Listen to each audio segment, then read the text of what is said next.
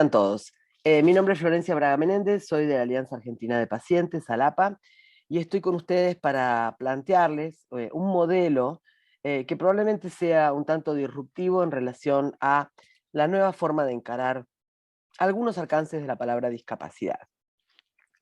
Cuando empezamos a trabajar hace unos años en esto, estábamos ante una situación que era por suerte una cuestión a festejar, que era cuando la Convención Internacional de los Derechos de las Personas con Discapacidad se transformaba en un documento eh, de importancia legal, real, o sea, aplicable en nuestro país y en muchos países del mundo. Como todos los documentos, es un documento vivo, es un documento que está hecho para los derechos de las personas, por lo tanto puede cambiar, puede crecer, tiene que evolucionar. Fíjense que para esa época recién empezaba la gran revolución de la medicina apogenómica, o sea, la convención se escribió como ley de Estados Unidos, como la famosa ADA, antes de que se hiciera el genoma humano completo en Estados Unidos. Cuando la humanidad desarrolla el genoma completo, descubrimos que muchas cosas que parecían completamente inalterables en relación al estatuto de la discapacidad no lo eran tanto. O sea, que había discapacidades que podían volver atrás, había discapacidades que se podían prevenir, que podíamos saber mucho más sobre el origen de esas discapacidades. Esto implicó varias cosas. La convención se escribió entonces en un momento en el que el estatuto de la discapacidad era inalterable. Todos creíamos que la situación de tener una discapacidad era algo con lo que había que sí o sí vivir, y por lo tanto se le restó dramatismo muchas veces a la vivencia de la discapacidad, y hubo un esfuerzo muy importante en relación a la resiliencia que había que tener y la adaptación social que había que hacer para que el sujeto con discapacidad pudiera estar con dignidad, libertad y derechos en el mundo, cosa que es muy loable y necesaria, o sea, nadie duda de eso, sin duda nadie duda de eso. Sin embargo, hubo en algún momento dado una lectura de mucho desprestigio de, de los acercamientos entre ciencia, medicina y discapacidad, porque cualquier cosa que tenía olor a médica se la vivía como el discurso del paradigma médico hegemónico. Entonces se desvalorizaba y se desprestigiaba cualquier cosa que vinculara a enfermedad, al punto tal de que mucha gente que creyó que era progresista y revolucionario decir, por ejemplo, que un montón de síndromes no eran patologías. Lo habrán escuchado hasta el cansancio. Yo no soy enfermo, yo no tengo una patología. Si bien es cierto que el paradigma médico hegemónico fue muy complicado y muy violento y ha faltado el respeto a los derechos humanos en más de una oportunidad, tratando a la gente como inválida, que no es lo mismo ser inválido que tener una discapacidad. O sea, inválido es que no tenés valor directamente, que no podés, que sos invalidable. Entonces, esa escena que era violenta, sin duda, se transformó en otra, también violenta, en la que la patología no se nombraba, no existía. Entonces, de golpe se ninguneaba el déficit. Eh, Hay cosas que la gente no sabe, pero que están empezando a aparecer y que es importante que se sepan. Las discapacidades vinculadas a el ideario, el imaginario de la discapacidad, son muy pocas en relación a las que verdaderamente son. Cuando se habla de que entre el 12 y el 15% de las personas del mundo tienen discapacidad, no se hace el desglose prolijo respecto de qué discapacidades componen ese entre 12 y 15%. Entonces, cuando la gente va a hacer, por ejemplo, la certificación ante las juntas, se encuentra con personas que solamente atienden a discapacidades muy básicas: motora evidente, intelectual evidente, psiquiátrica evidente, ceguera total, sordera profunda. Son como algunas las que tienen su lugar, ¿no? Hay que tener las cosas en braille, hay que tener lengua de señas en todo. Sin embargo, hay un enorme universo de personas que muchas veces no certifican inclusive la discapacidad y no por eso no son parte de ese 15%, ese entre 12 y 15%. Las personas con discapacidades leves, no por eso inexistentes, son más que las personas con discapacidad profunda. Tal es el caso de las personas mayores, de los adultos mayores, que tienen hipoacusia, que ni se enteran de que tienen que poder sacar, por ejemplo, un certificado de discapacidad porque no escuchan bien. Y que eso les va a ayudar a poder pagarse, por ejemplo, el audífono. Entonces tenemos que para las sensoriales, por ejemplo, más del 50%, es una enorme diferencia, muy, muy grande la diferencia, en relación al número de personas que son hipoacúsicas respecto de un número más pequeño que son las personas sordas totales. Lo mismo pasa en relación a la discapacidad visual. Es mucho más el universo de personas con baja visión que el universo de personas con ceguera total. ¿Eso qué significa? ¿Que hay que generar una competencia entre las discapacidades? No, para nada, para nada. Pero hay que considerar también a esas personas que no saben que tienen rangos de discapacidad menos visibles en términos sociales. Cualquier campo que intente ser hegemónico respecto a los derechos es perverso.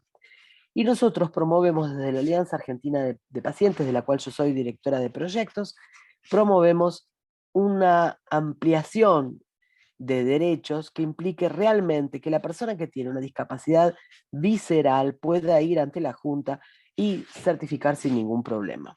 ¿Qué significa esto? Una discapacidad visceral. Porque todo el mundo habla de discapacidad visceral, pero ¿cómo es que discapacita? ¿Pero te permite hacer una vida normal?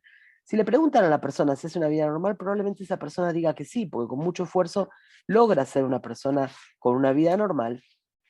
Y además, defensivamente, todos decimos que podemos más de lo que por ahí podemos. Pero un chico que tiene que ir 10 veces en una hora al baño, porque tiene diarreas recurrentes por una enfermedad de Crohn, tiene una discapacidad visceral y no puede hacer la escolaridad como los demás, porque probablemente la maestra le diga que se quede sentado, que levante la mano y que va a ir al baño en el recreo. Esto se da en relación a muchísimas discapacidades. Nunca me voy a olvidar una persona hermosa, divina, uno la ve de afuera y está perfecta, con hipertensión pulmonar, una amiga que contaba que ella no podía en el subte subir la escalera, pues se puede morir subiendo la escalera del subte. Entonces ella necesita el ascensor para discapacidad. Entonces, cuando uno habla de derechos de las personas con discapacidad, tiene que ser lo suficientemente inteligente, formado y generoso como para entender todo el universo de la discapacidad. También el universo que no se considera con discapacidad a sí mismo, que por ahí no sabe que tiene derechos. Muchas veces no reclamamos los derechos que no sabemos que tenemos, y eso sucede mucho en relación a las discapacidades entendidas de manera amplia. Por lo tanto, una cosa que nosotros queremos desde la Alianza Argentina de Pacientes es reformular el planteo del déficit. Cuando se minimiza el déficit y se habla de diversidad, se está haciendo perverso, se está haciendo perverso. Sinceramente, no es real que sea lo mismo ser rubio, ser morocho, que ser ciego. Eso es algo que a mí una vez me dijo una persona tremendamente desubicada, mi hijo tiene discapacidad visual, me dijo, no entiendo de qué te angustias, si hay chicos rubios, hay chicos morochos y hay chicos ciegos. La verdad es que el déficit sí angustia, no hay que negarlo, hay que mirarlo de frente. Y en todo caso, esa es la verdadera resiliencia, cuando uno ha entendido la realidad de dónde está y a partir de eso arma sus estrategias para hacer su vida con inclusión absoluta. Entonces, la convención, que es un instrumento maravilloso, merece ser releída y siempre tenemos que estar nosotros abiertos a reescribir aquello que no haya quedado del todo claro o que no alcance a llegar a todo el mundo. Uno de esos párrafos es el párrafo vinculado a salud. El artículo 25 de la Convención es el que se dedica a la salud y dice que la persona con discapacidad tiene derecho a la mejor salud en plaza. Sin embargo, esto muchas veces no se respeta, y no se respeta por esto que estamos diciendo, porque tienen terror de hablar de la palabra enfermedad, tienen terror de hablar de los servicios médicos. Una cosa absurda. Cuando se habla de la salud de las personas sin discapacidad, hay mucho menos prejuicio, pero si se habla de la salud de las personas con discapacidad, hay un vacío profundo en relación a si esos servicios están adaptados, si hay ginecología adaptada para una persona con, por ejemplo, acondroplasia, con baja talla. Y necesitamos que esos servicios médicos estén de verdad adaptados y estén adaptados a la normativa internacional y a la calidad internacional de la oferta, porque la convención es clara, los mejores servicios en plaza. La convención nunca dice que la discapacidad no es déficit. Y cuando una persona dice, bueno, una persona con síndrome de Down no es un enfermo, es una persona sana. No, es una persona que tiene una patología genética. existe el criterio de patología. Y eso no quiere decir que, pues dicen, no, yo no contagio, por supuesto, porque eso pasa con una enfermedad genética, o sea, la patología genética no es una patología infecciosa, quise decir, o sea, es un disparate. Plantear que solamente son enfermedades, aquellas que son evidentes, agudas y contagiosas, es ignorancia, digámoslo así. Entonces, en términos de artículo 25, tenemos que poder poner las palabras sin miedo. Una patología genética no es algo para estar aterrado, pues si no la gente la deja muy sola, en el negativismo, y el padre dice, bueno, no tiene nada, y ve que sí tiene algo. Además es muy injusto respecto de un enorme, gigantesco paquete de gente que tiene patologías que sí son graves, que causan discapacidad y que además de causar discapacidad pueden causar un empeoramiento de la condición y la muerte. Tal es el caso de la mayoría de las enfermedades poco frecuentes. Paso a este tema. Las patologías poco frecuentes, las enfermedades poco frecuentes, son aquellas que tienen una prevalencia de 1 en 2.000 personas o menos. La de mi hijo es 1 en 10.000, el Stargardt, pero hay patologías que son 1 en 100.000, 1 en 3 millones, y esas patologías están muy solas. Esa persona está muy sola, sabe que tiene discapacidad, pero también le cuesta entenderse dentro del sistema de la discapacidad porque nadie sabe hablar con él. De hecho, en las juntas por ahí no lo conocen, lo desconocen y lo mandan de nuevo a la casa. Y no entienden lo discapacitante que es no poder comer determinados alimentos, o quedarse dormido con una enfermedad que te deja dormido, una narcolepsia que te deja dormido a la mitad de la hora de trabajo. Entonces, realmente las normas CIF son muy injustas con ese enorme grupo de personas. ¿Cuántas somos las personas que tenemos enfermedades de muy baja prevalencia? Muchísimas. ¿Es una contradicción? No, no es una contradicción. Las enfermedades de baja prevalencia son muchas. Baja prevalencia es que por cada enfermedad hay poquitos individuos, pero cuando uno suma todas las patologías que tienen poquitos individuos, somos el 9% de la población mundial. O sea, en la Argentina tenemos 4 millones de personas que no tienen la misma enfermedad, tienen diferentes enfermedades que las tiene poquísima gente, pero en total todos tenemos la misma problemática, llegar tarde a los diagnósticos, tener problemas para certificar la discapacidad, porque en el 90% de los casos estas enfermedades son discapacitantes. Y fíjense que esos 4 millones de personas, un 9% de la población, está muy cerca de ese porcentaje que se considera el mundo de la discapacidad. O sea, ¿cuál es el vínculo entre esos 9 millones de personas, perdón, ese 9% de personas de un país que tienen enfermedades poco frecuentes con el 10-12% de personas que tienen certificada su discapacidad? Altísimo. Sin embargo, muchas veces por desconocimiento de las juntas no pueden certificar. Fíjense que en el estudio que se hizo de discapacidad en el año 2011, aparecía muy claramente que solamente el 18% de las personas que podían certificar su discapacidad la habían certificado. Así había entonces un 82% de la población con discapacidad, y en la ciudad de Buenos Aires, que se jacta de tener los mejores servicios, 82% de la gente con discapacidad no tenía su certificado, ni tenía idea a veces de que podía certificar. O sea, la discapacidad está, si tomáramos ese porcentaje y lo generalizáramos al país, podríamos pensar que el 80% más o menos, y eso tomando Buenos Aires, que es muy, todo, Dios atiende en Buenos Aires. Entonces, el 80% de las personas con discapacidad no está certificada. No está certificada. A veces porque no sabe que puede certificar y a veces porque las juntas lo rechazan. Esto dificulta muchísimo un montón de procesos. Y esto tiene que ver con las normas CIF también, que en tanto son clasificación internacional de la funcionalidad, dejan en un lugar muy extraño cómo se define la funcionalidad. No está nunca claro, no es objetivo. Si la persona no sabe defenderse lingüísticamente bien, no va a certificar jamás. O sea, dependerá de la simpatía que tenga ese día la Junta, y eso es muy complicado. Las normas IDIM, cuando trataban por la patología, en algún sentido ayudaban en algo, no digo que siempre, pero en algo eran más ajustadas a la realidad. No digo que siempre, pero creo que hay que revisar el tema de la CIF y la CIDIM seriamente, porque con una pretensión de progresismo se hizo una cosa bastante más retrógrada que no estaba ajustada a la realidad internacional de cómo se empezaba a visibilizar la verdadera forma de la discapacidad. Bueno, nosotros desde ALAPA trabajamos con los pacientes, con la palabra tan temida, el enfermo. Toda esta cuestión de la lectura de la convención significó que a las personas netamente enfermas, una persona con cáncer, por ejemplo, se la dejaran muy sola, porque en un punto es, ¿qué pasa? ¿Por qué? ¿Es mala palabra decir que una persona es enferma? Yo no soy un enfermo, fue una porquería.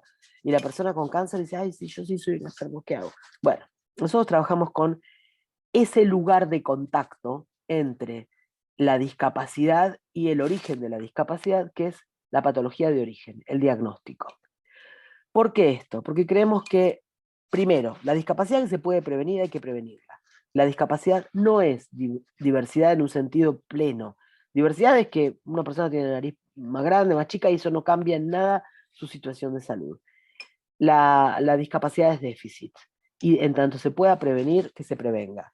El gobierno de la ciudad hace unos años había detectado que en Cava, los chicos que se caían de altura en las villas de emergencia, la Villa 31, que se construyó mucho para arriba, se rompían la cabeza, se rompían la espalda, tenían lesiones medulares, había muchos chicos o muertos o con discapacidad por caídas de altura, y viejos también. ¿Qué pasa? Si uno no habla de prevención de discapacidad, no hay política para eso, no se hace nada en relación a la prevención de este tipo de cosas. Y hay que hablar de prevención de discapacidad, porque más allá de todo el negacionismo que algunas familias tienen, la verdad es que es mejor no tener la discapacidad. Y es perverso suponer que es un paso más de la diversidad. ¿Cómo vamos a hacer cuando lleguen, si no los casos de, ¿se acuerdan ese caso famoso de la mujer que le pidió al médico que la operara para ser ciega? Una cosa que va completamente en contra del juramento hipocrático. Esta mujer quería, desde el paradigma de la diversidad, ser ciega, vivir como ciega. Pero si nosotros entendemos que hay un límite concreto en relación al déficit y la promoción del déficit, y que la discapacidad debe ser prevenida, tanto sea prevenible, la cosa cambia. Bueno, por ese motivo nosotros en ALAPA, más allá de que estamos permanentemente con la convención en la mano, porque somos actores de la convención y defensores de la convención, creemos que tenemos que estar muy atentos al artículo 25, que es el artículo que tiene que ver con la salud de las personas con discapacidad. En la Argentina tenemos, como les decía recién, alrededor de 4 millones con enfermedades poco frecuentes. Todas llegan tarde al diagnóstico, todas tienen enorme dificultad para encontrar especialistas que los atiendan, todas tienen, cuando tienen tratamiento, porque el 80% de ellas no tienen tratamiento, pero las patologías que tienen tratamientos costosísimos y nadie los quiere cubrir. Rehabilitaciones. Son situaciones muy altamente complejas las de la discapacidad que proponen las enfermedades poco frecuentes.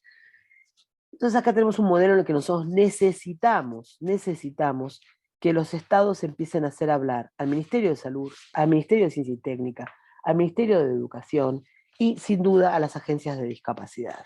Tenemos que estar todos sentados en la misma mesa para hablar sin hipocresía de lo que la discapacidad significa en nuestras vidas y en nuestras sociedades, en términos de falta de dignidad para aquella persona que no accede a sus derechos, que es muchísima la falta de independencia y de respeto de los derechos, y también en términos de las economías que esto significa, las economías que significa para un Estado tener políticas para la discapacidad.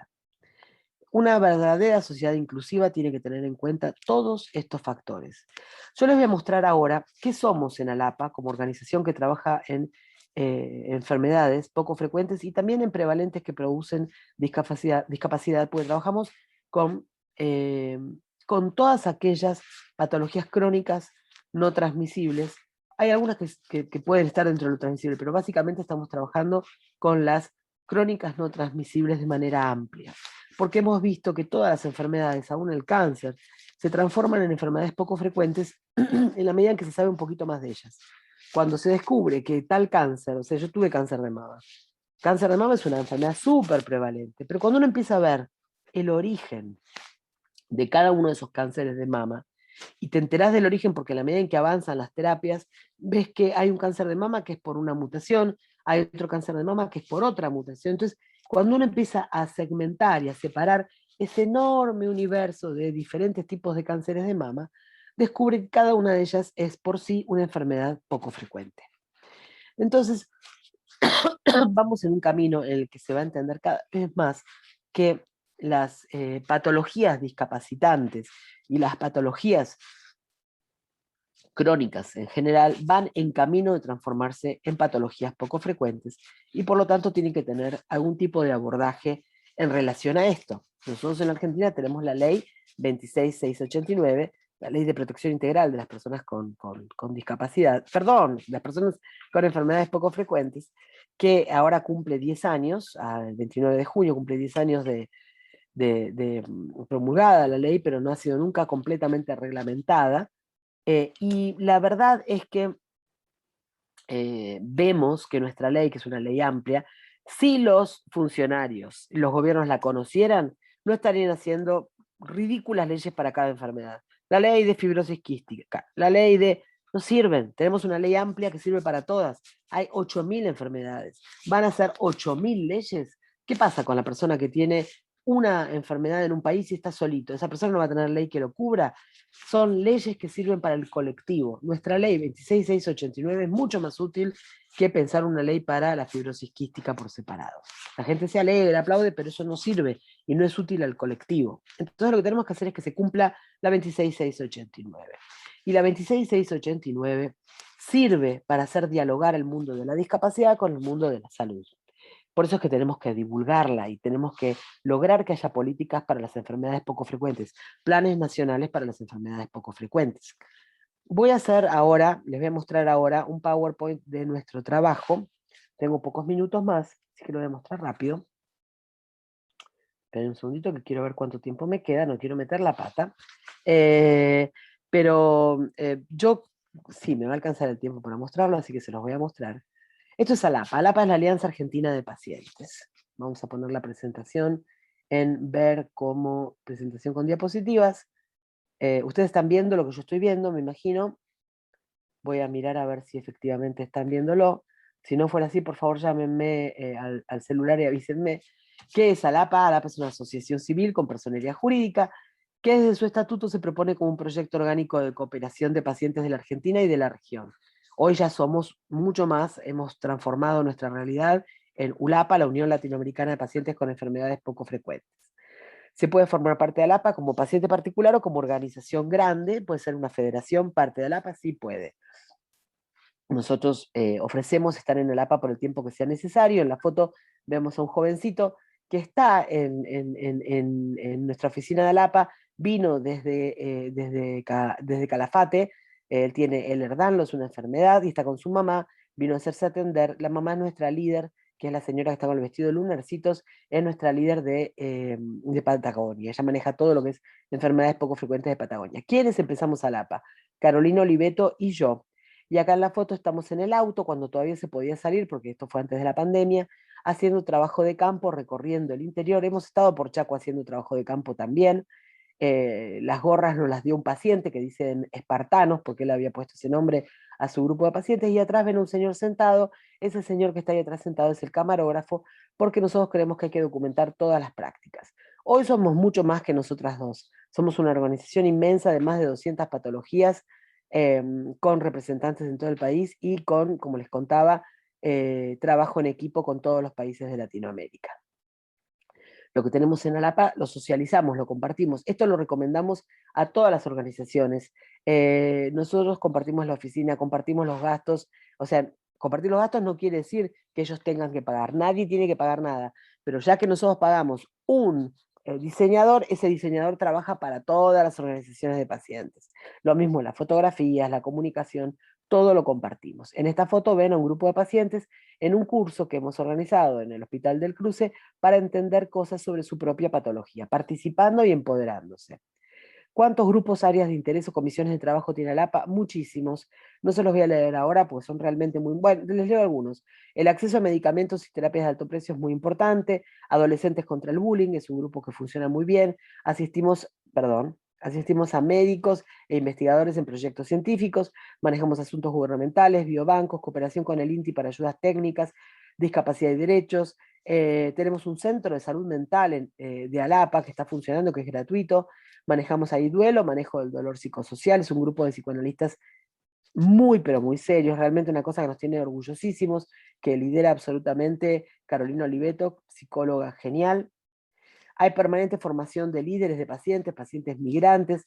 Tenemos en ULAPA todo un trabajo sobre el EPOF en Latinoamérica y la inclusión en Mercociudades, Feria de Discapacidad Visual, Género y Derechos Humanos, grupo de facilitadores de la conversación de adultos, ley de cobertura de diagnósticos de precisión, ley de pesquisa ampliada, observatorio de bioética, organización de seminarios, webinarios y congresos para profesionales médicos y científicos y también para pacientes, un enorme grupo de pacientes sin diagnóstico, que son la mayoría, porque en las EPOF el problema que tenemos es que más del 70% de las personas que tienen EPOFs no están diagnosticadas, por eso es que reclamamos la existencia de registros nacionales de pacientes.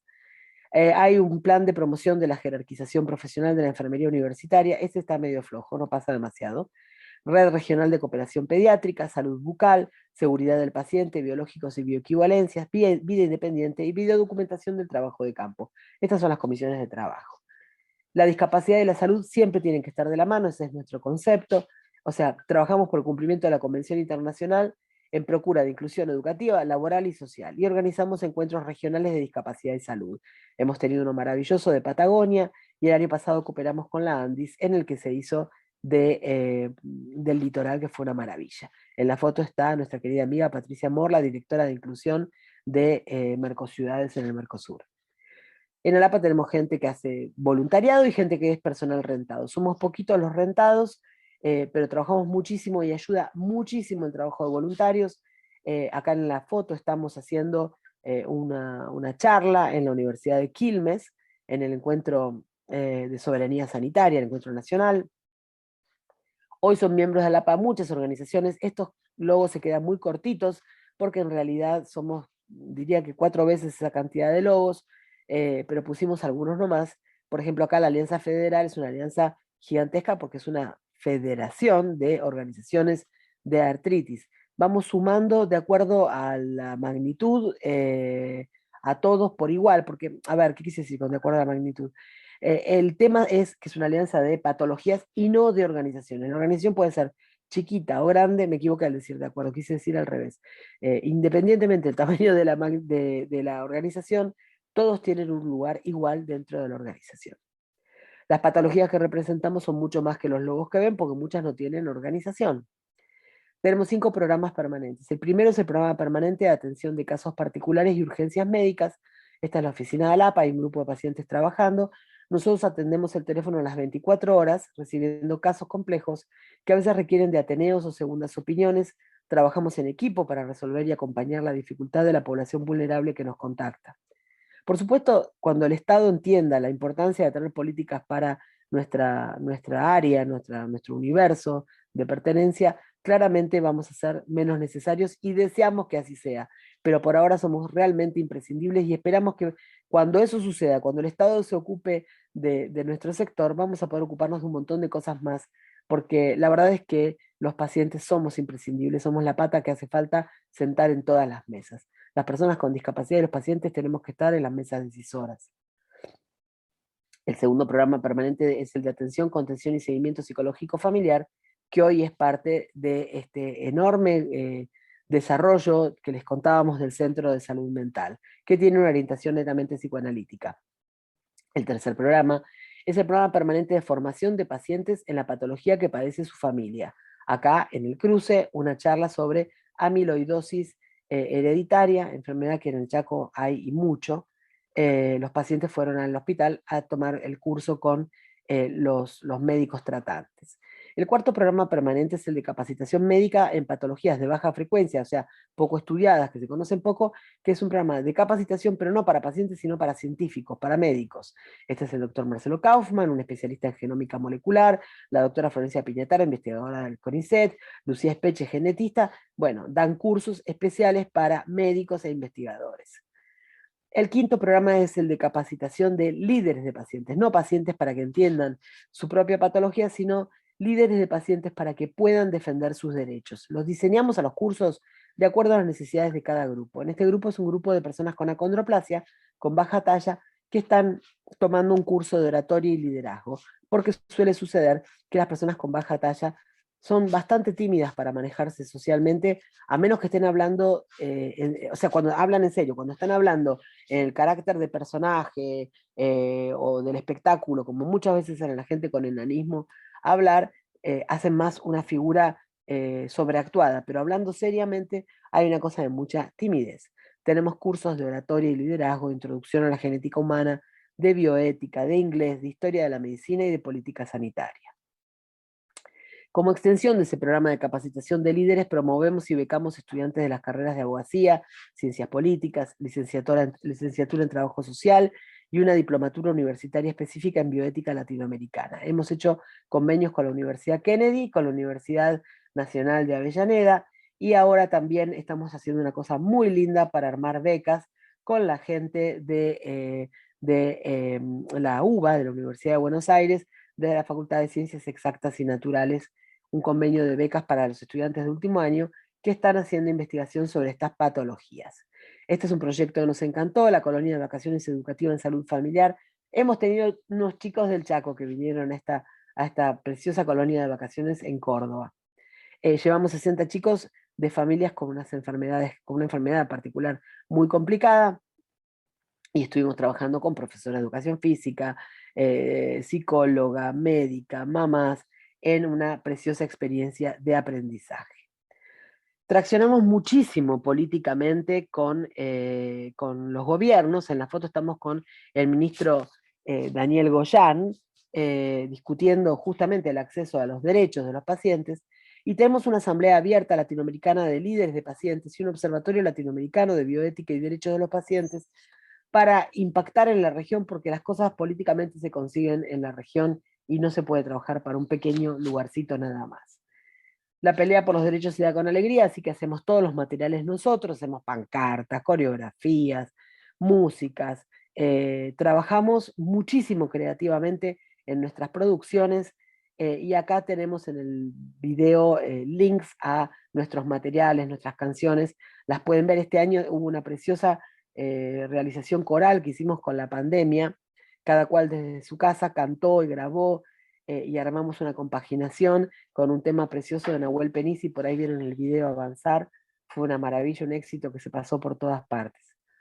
La presencia en redes es muy importante. En esta diapositiva lo tenemos a Ariel Peloni, que es nuestro director de comunicación, y que él nos cuida las espaldas y garantiza que podamos estar en Instagram, en Facebook, en Twitter, en LinkedIn, en YouTube, en las websites y en los grupos de WhatsApp. El teléfono que aparece acá es nuestro teléfono, es mi teléfono particular. Ustedes pueden, es 11 22 66 3101, es un celular, 11 22 66 3101, y ahí atendemos las urgencias y también las dudas de gente que se quiere sumar al APA. O sea, el teléfono se puede usar 24 horas. Tenemos dos documentos capitales, vitales de la organización. Uno es un manifiesto de los pacientes, un manifiesto extenso, importante, que da cuenta de lo que creemos que tiene que ser el campo de nuestros derechos. Acá está el link. En la foto pueden ver a Carolina Oliveto, nuestra directora de programas, junto con dos pacientes, con Clarisa Peralta y con Andrea Frione, en un congreso en Berlín sobre la patología de amiloidosis. Vamos a todos lados y defendemos en todos lados con capa y espada los derechos de las personas de nuestras organizaciones.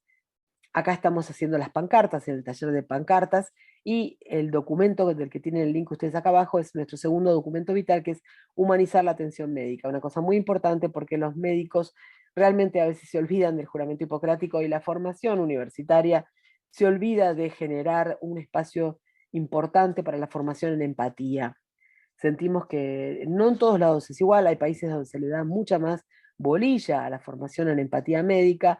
Queremos que acá cambien las currículas universitarias y que se estudie más genética humana, más enfermedades poco frecuentes, más sobre discapacidad y sobre la humanización que la atención médica merece. Acá hay un video que les recomiendo ver, les vamos a mandar los links, los vamos a poner abajo de la presentación. Acá está Carolina Oliveto, nuestra directora de programa, junto con 4 pacientes del interior rural de la provincia de Buenos Aires.